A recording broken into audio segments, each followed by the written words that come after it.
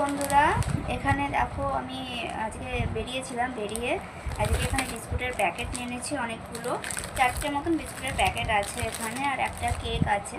আর actually আমি হঠাৎ করে ভাবছি যে আমি বিস্কুটের প্যাকেট আর কেক কেন দেখাচ্ছি। অ্যাকচুয়ালি এগুলো একটা উপলক্ষেই আনা হয়েছে। এটা হচ্ছে আজকে আমার ছেলের জন্মদিন। এবার তোমরা বলতেই পারো তোমার ছেলে কোথায়, ঠিক আছে। এই হচ্ছে আমার ছেলে, এটাকে দেখতে পাবে তুমি ফটোতেই, ঠিক আছে। আর এমনি ও নেই, হচ্ছে 2.5 বছর হয়েছে, আমি 2.5 বছর বয়সে ও চলে গেছে, ঠিক আছে।